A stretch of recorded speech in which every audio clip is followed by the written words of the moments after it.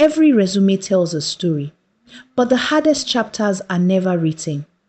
Today, Palesa must explain the dates that changed her life. The panel had reviewed every page. One employer, however, kept drawing their attention. Ayana Affairs. Onyeka continued, Palesa, I noticed you left Ayana Affairs. May I ask what led to that decision? Palesa paused. Does she really have to answer this? Was this necessary? Should she even be here in the first place? She thought quickly before giving a response. There was an organizational restructuring. Roles were renamed, responsibilities streamlined, and the direction of my role no longer aligned with my long-term career goals. Interesting. So the restructuring no longer aligned with your goals? Or are you someone who struggles with change? Palesa's thought drifted to a year ago. 6 years without work had made every opportunity precious. Every evening, Palesa studied successful leaders, believing one lesson could prepare her for the chance she desperately needed.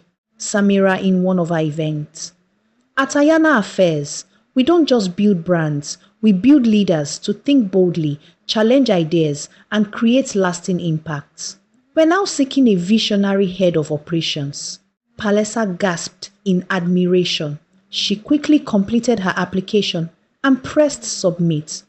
Folding her hands, she whispered a simple prayer, trusting God with the outcome she could no longer control. 4 weeks had passed, yet nothing. As she arranged her clothes, Palesa imagined walking into a new office, carrying new responsibilities, and beginning the next chapter of her life. How she wished. Then, her laptop chimed. One new email. She opened it slowly. Congratulations. Ayana Affairs was offering her the position. The prayer she whispered nights before had just been answered. Ayana Affairs felt different. Warm smiles, busy teams, shared laughter, and people who genuinely enjoyed their work. For the first time in weeks, Palesa wasn't just starting a new job. She found family. Mandela smiled. Welcome to Ayana Affairs, Palesa. We hired you because we believe you will bring fresh eyes and fresh ideas. Don't be afraid to challenge old thinking. Do great things and make us proud. Palesa paused for a moment and stared at the ceiling.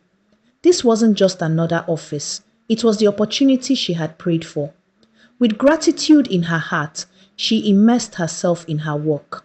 With Kaya's help, Palesa uncovered patterns to failed projects, delayed decisions, unclear budgets, missed opportunities. These weren't isolated mistakes. They had become Ayana's project routine. Palesa compiled every report, audit, and evidence before the next meeting, then emailed Mandla requesting a meeting. She believed the next project could succeed if the real issues were finally addressed. Minutes into the meeting, Mandela spoke as if everything was pre-planned. Good morning, team. A major project is coming. Nosifo, Akinyi, stay on task. Kaya, finalize data.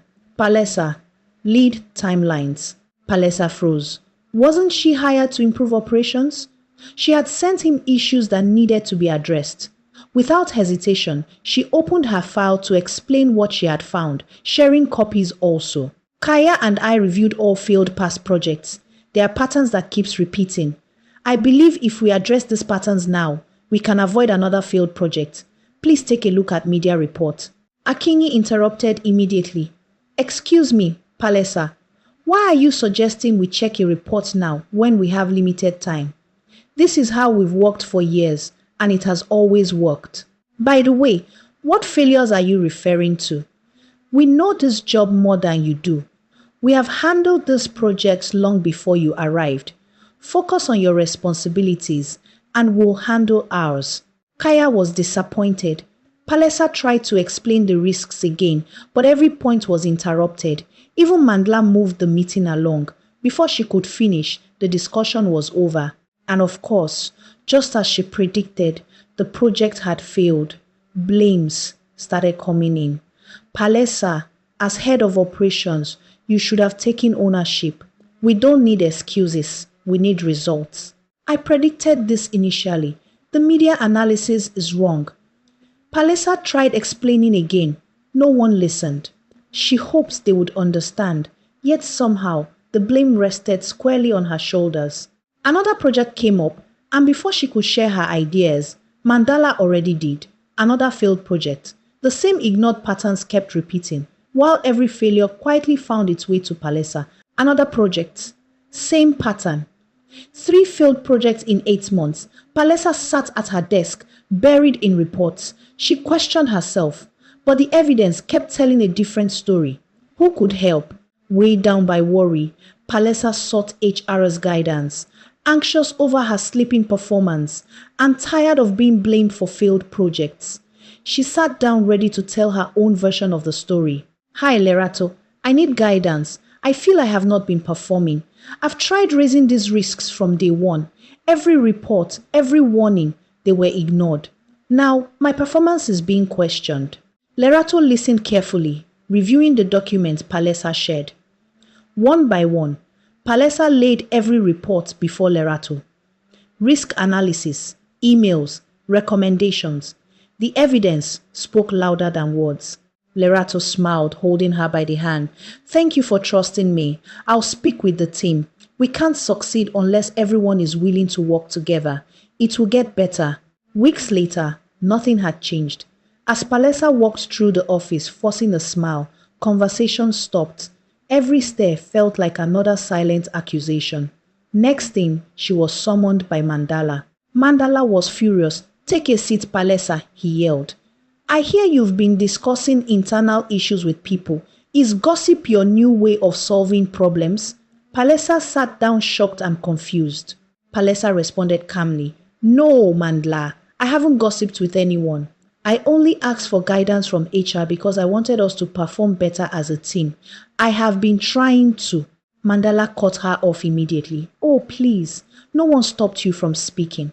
Maybe the problem isn't your ideas. Maybe it's how you handle rejection. All this pretense won't work on me. It won't. I'm watching you. This is your final warning. I don't want to hear any more gossips. Focus on your work. Take ownership of the projects assigned to you. And stop creating unnecessary drama.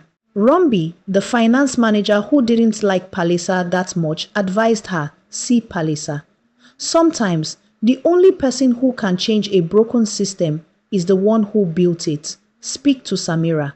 Palesa thought about it. Crossing reporting lines felt risky. But after 8 months of being misunderstood, Palesa knew she had reached the end of every other option. She sent the request to Leah. Samira sat back and stared at the young woman. So, you're Palesa. Your name comes up often. Unfortunately, not for the reasons I'd hoped. Tell me, what's so important that you needed to see me? Palesa was a bit scared. This is Samira, the CEO. I joined 8 months ago believing I could help.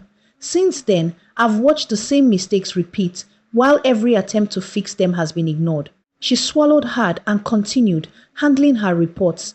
These are my reports, risk plans, and emails. I submitted them before each project. They weren't considered. And the same problems kept returning. I came to you because of who you are. Your biography is one of the reasons I applied here. I've raised risks before projects failed, but I haven't been given the opportunity to do my job. Samira reviewed the reports gently. These were serious allegations, and it had never been raised. Then she asked her, who, in your opinion, is preventing these recommendations from being implemented? Palesa didn't mention names, but requested that the project team gives her an opportunity. Samira nodded. Thank you, Palesa. Leave this with me. I'll review everything myself and get to the bottom of it. Rombi ran into Palesa's office the next morning, acting all surprised. There's a rumor going around. People are saying you reported Mandla directly to Samira. Is it true? Palesa was shocked. Leah, the EA to Samira, walked in on them. Palesa, the CEO would like to see you immediately. Everyone is already waiting for you in her office. Palesa stared at Rumbi, who advised her, looking so shocked. As she stepped inside Samira's office, her heart sank. The entire leadership team was seated, waiting. This didn't feel like another meeting. It felt like a trial. Samira requested she sat with Mandala. Samira started.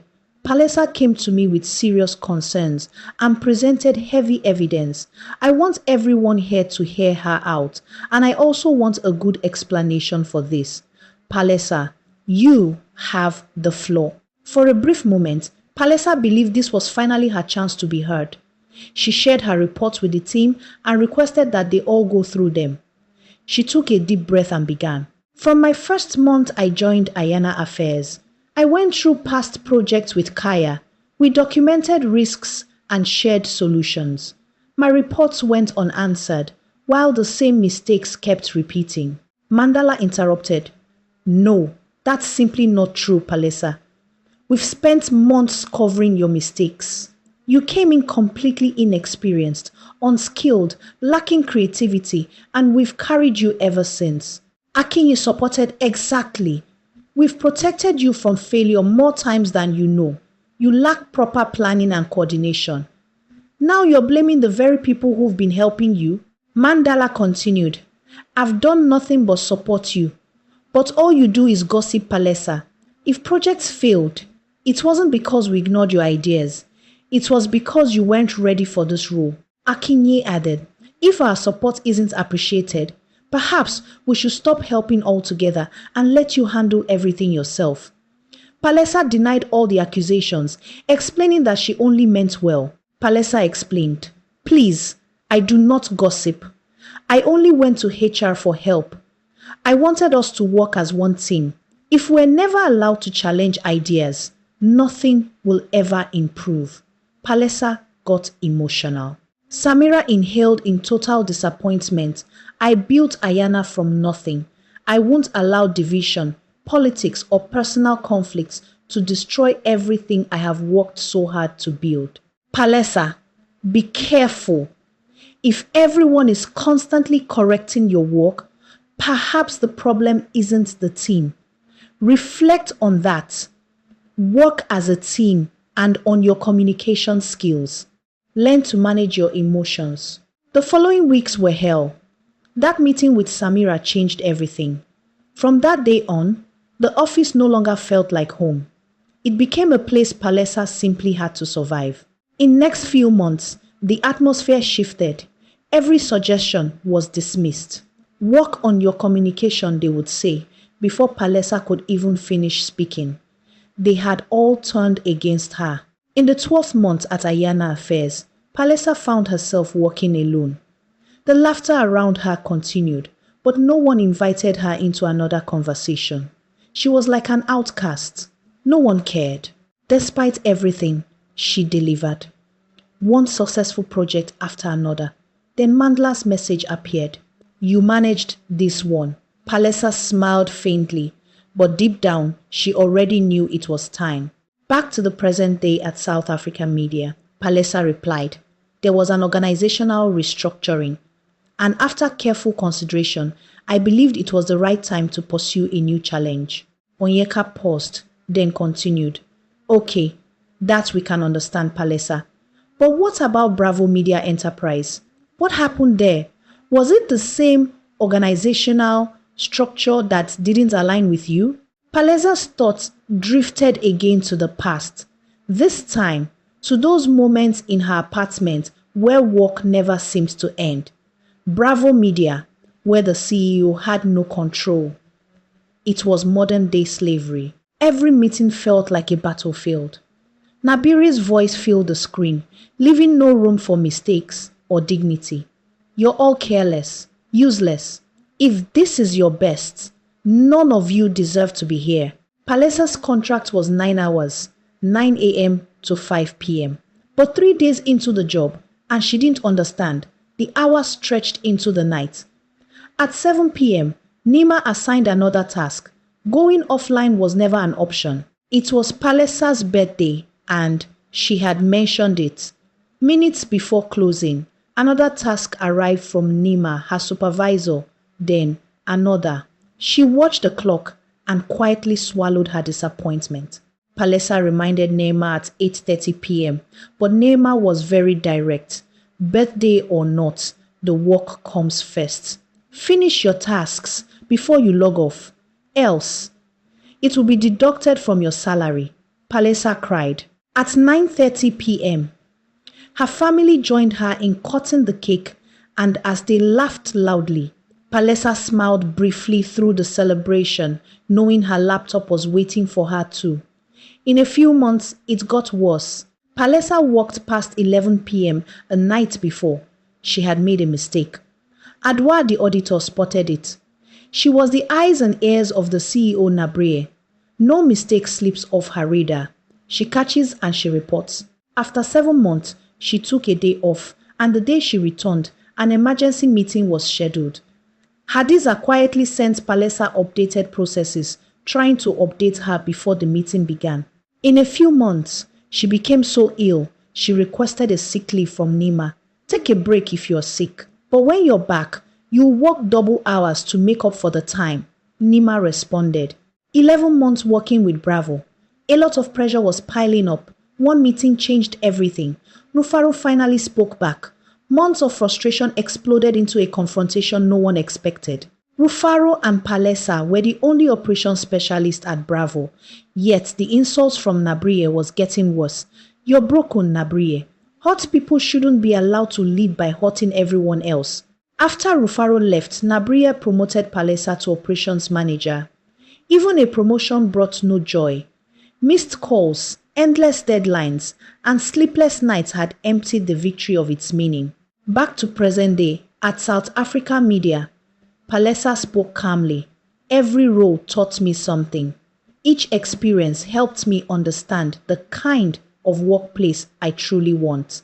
That's why I'm here today. Eshe, who happens to be the chief technical officer, asked Palesa, why South Africa media? What makes this the right place for you, Palesa? Palesa took a deep breath and responded, I'm not looking for perfection. I'm looking for a place where integrity, teamwork, and growth aren't just words. They're part of the culture.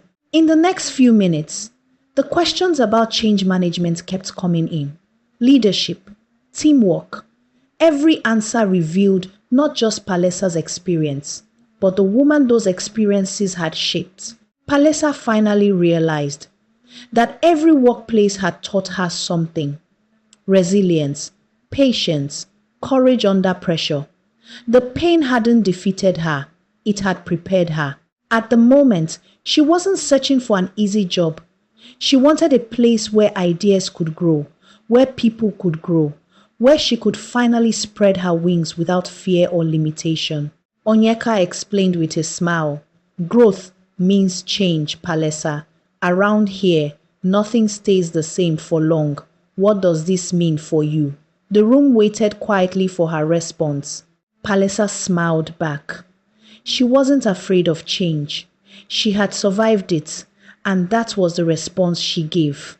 The panel laughed softly, and for the first time that morning, the room felt lighter. Finally, the interview was over. Palesa had thanked the panel and walked out with quiet confidence. Whatever the outcome, there was no regret. Instead, she felt stronger, determined, peaceful. 1 year, 1 year and 2 months, 9 months, dates. Those were the dates written on Palesa's résumé. That's all most people see. They never see the courage it took to survive between those dates. She smiled at her reflection. Maybe they'd call. Maybe they wouldn't. But Palesa still had her wounded wings. She was simply searching for a place that wouldn't break them before she learned to fly. Some endings aren't failures. They're invitations to begin again, because sometimes the story hidden between the dates is the one that changes everything.